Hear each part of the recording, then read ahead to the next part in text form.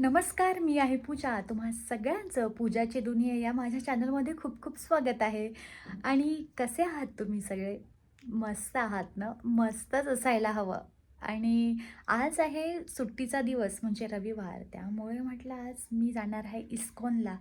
तर मस्त भक्तिमय अशा वातावरणामध्ये आता आपण जाणार आहोत. तर चलायचं आहे, बघायचं आहे. चला. तर छानपैकी मस्त तयारी केली आणि निघालो इस्कॉनला जाण्यासाठी. आणि आज रविवार असल्यामुळे गर्दी जरा थोडी रस्त्यांवरती कमी होती, कारण आज ऑफिसला सुट्ट्या असतात, त्यामुळे लोक घराच्या बाहेर जरा कमी निघतात. आणि जसं पोचलो मी इस्कॉनला ना, इतकं सुंदर, सकारात्मक, एवढं भक्तिमय वातावरण बाहेरनंच वाटत होतं ना. तिथे एक वेगळीच अलौकिक शक्ती आहे असं वाटतं तिथे. आणि छानपैकी मस्त जेव्हा आतमध्ये गेले तेव्हा तर पडदा लावलेला होता, म्हणजे आपल्या राधेचा आणि श्रीकृष्णांचा मस्तपैकी आतमध्ये शृंगार चालू होता, तर त्यामुळे त्यांनी त्याला पडदा लावलेला होता. आणि इथे जे फोटो होते ते इतके सुंदर होते ना. आणि ते असे जसे आपले आजकालचे कसे एकदम कलरफुल असे फोटो आहेत, ते तसे नाही. ते असं वाटत होतं की जे पहिल्या जमान्यामधले देवी देवता खरंच तिथे विहार करत आहेत, तर असं वाटत होतं. तर इतकं प्रसन्न वाटत होतं ना मला, की मी शब्दामध्ये सांगू शकत नाही ह्या गोष्टी. आणि मला या अध्यात्मामध्ये ना रमायला खूप आवडतं, कारण ही एकच गोष्ट अशी आहे की याशिवाय आयुष्यामध्ये दुसरा कुठला आपल्याला पर्यायच नाही आहे.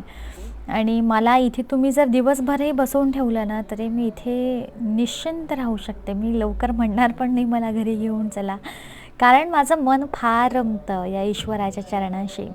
आणि इथे तर एकदम भक्तीमध्ये रंगलेले सगळे लोक होते आणि छानपैकी मस्त जयघोष करत होते श्रीकृष्णाचा आणि राधेचा. तर इतकं मस्त वाटत होतं ना. आणि पडदा हळूहळू हळूहळू उघडण्याच्या मार्गावरती होता आणि सगळ्यांनी हात वर करून बाके बिहारी लाल की जय हो असा सुंदर असा छानपैकी नाद करायला सुरुवात केला. आणि जसे पडदे उघडले ना, इतकं सुंदर, प्रसन्न, अलौकिक असं स्वरूप ईश्वराचं समोर होतं ना, की पापण्यांना, म्हणजे डोळ्याला मला असं म्हणावं वाटत होतं की पापण्यांनी खालीवर असं उघडझाप करू नका, कारण इतकं सुंदर रूप होतं हे समोर. आणि इतका सुंदर शृंगार ना. आणि या मूर्त्यांचं एक आणखी वैशिष्ट्य काय आहे माहिती आहे का? ह्या मूर्त्या ना, असं वाटत होत्या की ह्या अशा म्हणजे साक्षात बसवलेल्या आहेत, अशा रिअल वाटत होत्या. त्यांच्या चेहऱ्यावरचे हावभाव आणि प्रसन्नता इतकी सुंदर वाटत होती ना. तर छानपैकी तिथे हा पडदा उघडण्याच्या आधी ना मस्तपैकी भजन चालू झालं होतं. आणि इथे मस्त हरे कृष्ण लिहिलेलं होतं. आणि माझा पण उद्घोष चालूच होता, हरे कृष्णा कृष्णा कृष्णा हरे हरे, हरे रामा रामा रामा हरे हरे. आणि छानपैकी मस्त मृदुंग होतं त्यांच्याकडे आणि हार्मोनियम, टाळ होते. आणि इतके लोक पण तन्मयतेने ह्या सगळ्या गोष्टी करत होते ना, भजन. मला तर असं वाटलं की बस सगळ्या संसाराचा मोह सोडून ह्या चरणाशी इथे येऊन जाऊ. आणि माणसाच्या आयुष्यामध्ये शांती न फार महत्त्वाची आहे, कारण हा जो गोंधळ आहे, आवाज आहे, हा रोजच आपल्या आयुष्यामध्ये असतो. पण इथे गेल्यावर ना, आपल्या मनामध्ये जे विचार आहेत आणि जे आपल्या जीवनामध्ये टेन्शन राहतं, तर ते आपोआप कमी होतं हे अलौकिक दिव्य रूप बघून. आणि तिथले हे जे प्रभूजी आहेत, हे छानपैकी मस्त सजवत होते त्याला. आणि तुम्ही बघू शकता, हे असं शूट केलं मी. तिथले लाईट आणि हे जे आर्किटेक्चर होतं हे इतकं सुंदर होतं ना, म्हणजे एवढे सगळे फोटोज लावलेले होते, पण कुठल्याही क्षणाला असं वाटलं नाही की फार बटबट आहे. सुंदर असं हे स्वरूप होतं. आणि जेव्हा आपण वरती चढतो ना तर सगळ्यात आधी तिथे विष्णू भगवान शयन करत असतात, म्हणजे निद्रा अवस्थेमध्ये छानपैकी बसलेले आहेत. आणि बाजूलाच लक्ष्मी माता बसलेली आहेत आणि लक्ष्मी मातेच्या उजव्या साईडला तिथे ब्रह्माजी बसलेले आहेत. आणि थोडंसं वर आल्यानंतर ना आणि पायऱ्यावरनं जेव्हा आपण वरती येतो ना, वरती चढतो ना, तर तेव्हा नृसिंह भगवानांची उग्र अशा अवतारामध्ये ही मूर्ती लावलेली आहे. आणि इतकं प्रसन्न वाटतं ना मला. ह्या गोष्टी मी तुम्हाला सांगेल की इथे खूप छान वाटतं, पण तुम्हाला जर अनुभवायचं असेल ना तर तुम्ही एक वेळ नक्की भेट द्या इस्कॉनला. आणि बघू शकता की किती सुंदर असं हे स्वरूप आहे लक्ष्मी मातेचं. छानपैकी चेहऱ्यावरचे भाव बघा.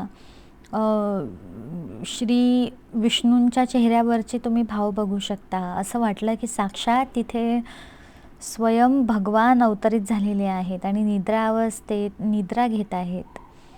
मला तर एवढं छान वाटलं ना. आणि सगळं दर्शन वगैरे झाल्यानंतर तिथे फिरल्यानंतर आली प्रसादाची वेळ. आणि प्रसादाच्या लाईनमध्ये लागल्यानंतर ना तिथे छानपैकी मस्त अशी फोडणीचा भात होता. हा आधी मला वाटलं खिचडी होती, पण तो भात होता फोडणीचा. आणि त्याला इतकी चव होती ना की मी काय सांगू तुम्हाला. आणि त्यानंतर हा असा मस्तपैकी श्रीकृष्ण नामाचा इथे जयघोष करण्यात आला भजनाच्या माध्यमातून. इतकं मस्त वाटत होतं तिथे, तर मी पण एकदम छान आस्वाद घेतला त्या गोष्टींचा.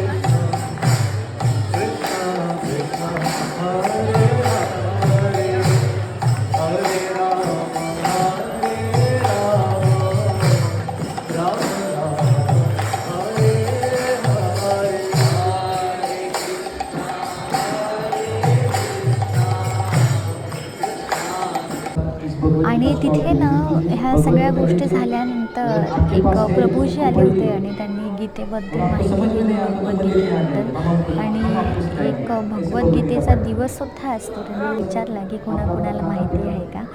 तर मोजक्याच लोकांना माहिती होतं की गीता दिवस कुठला आहे, आणि मलासुद्धा माहिती नव्हतं. पण ही गोष्ट खरंच थोडी शरम येण्यासारखी आहे की एवढा महान ग्रंथ आणि आपल्याला त्याचा दिवससुद्धा माहिती नाही. तर तिथेच मी ठरवलं आणि मला आता गीतेचं पठणसुद्धा करायचं आहे, तर ते मी नक्की करणार. माझ्याकडे मराठी अनुवादामधली गीता भगवद्गीता आहे, तर ती मी नक्की नक्की वाचणार आहे.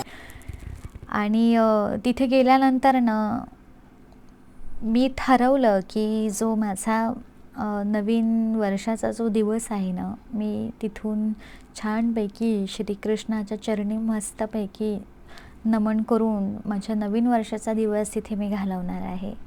आणि इतकं अलौकिक असं हे रूप होतं ना, माझ्या पूर्ण हृदयामध्ये हे बसवून आणलं होतं मी घरी. आणि तसंही माझं छानपैकी मस्त ईश्वराचं थोडं नामस्मरण म्हणजे जप चालूच होता घरी आल्यानंतरही. आणि तिथून ना मी काही वस्तू आणल्यात, तर त्याही तुम्हाला दाखवते. आणि तुम्ही बघू शकता की ही जी मूर्ती आहे ना, या मूर्तीवरचं एक एक असं बारीक जे काम आहे ते असं दिसून येतं. एका छोट्याशा कमळपात्रावरती ब्रह्मदेव साक्षात तिथे विराजमान आहेत. आणि नागदेवता आहे, नागदेवताच्या वरती श्री नारायण हे शयन करत आहेत आणि माता लक्ष्मी हे त्यांचे पाय चेपत आहेत. तर असं हे अलौकिक दृश्य बघून मी देवाला नमस्कार केला. आणि तिथूनच थोड्या अंतरावरती त्यांचीच हॉटेल आहे. आणि त्या हॉटेलमध्ये जी भाजी बनवतात ना, त्या भाजीमध्ये कांदा नसतो, लसूण नसतो, पण तरीही इतकी चविष्ट आणि एकदम टेस्टी अशी ती भाजी, खमंग अशी भाजी होते ना. आणि इस्कॉनमध्ये मी काही खरेदी केलेली मी तुम्हाला दाखवणार आहे. तर सगळ्यात आधी या ठिकाणी ना मी तुम्हाला चंदन दाखवते. हे इस्कॉनमधून आणलेलं चंदन आहे, चंदन पावडर. ह्याचा माथ्यावरती टिळा लावण्यासाठी छानपैकी. तर मी आधी थोडंसं मस्त बोट असं ओलं करून घेते आणि त्याच्यावरती थोडंसं ही चंदन पावडर घेते.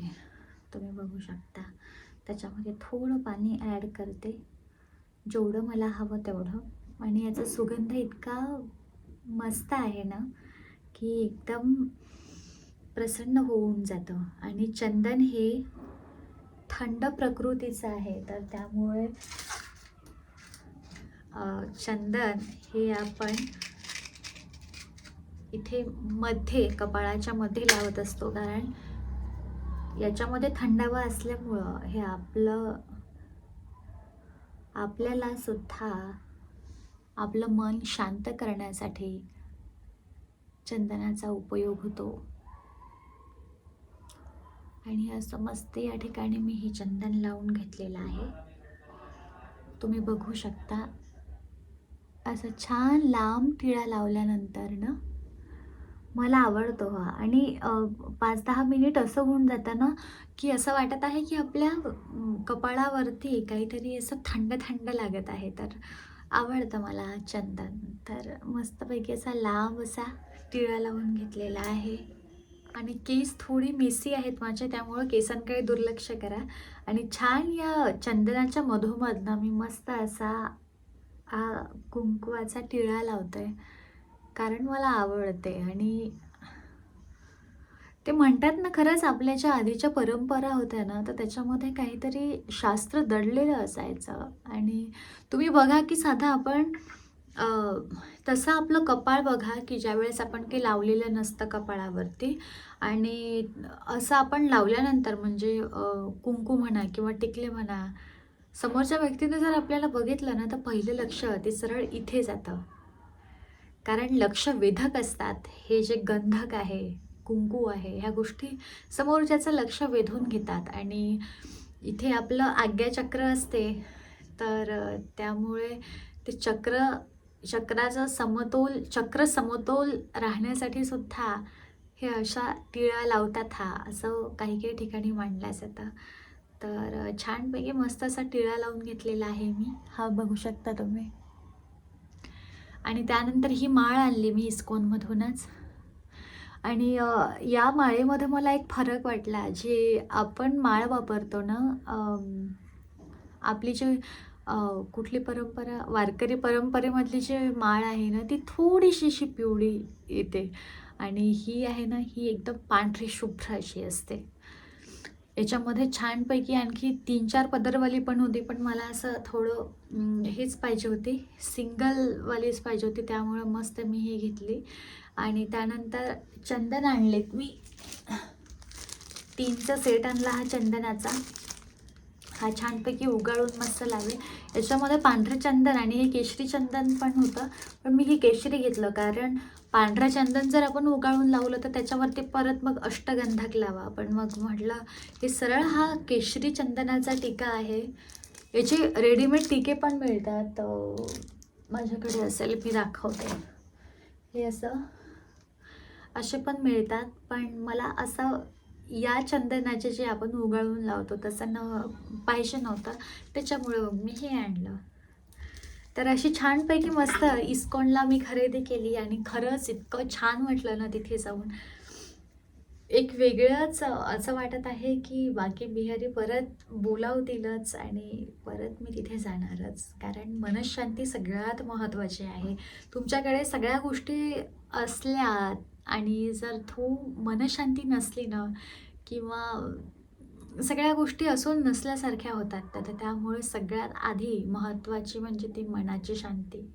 आणि आयुष्यामध्ये शांती ही महत्त्वाची असतेच, तर त्या अशाच ठिकाणी जाऊन आपण छानपैकी त्या शक्तीचा, त्या शांततेचा अनुभव आपण घेऊ शकतो. तर आजचा हा व्लॉग इथेच संपवूया. आवडल्यास चॅनलला लाईक करा, शेअर करा, सबस्क्राईब करा. तोपर्यंत धन्यवाद.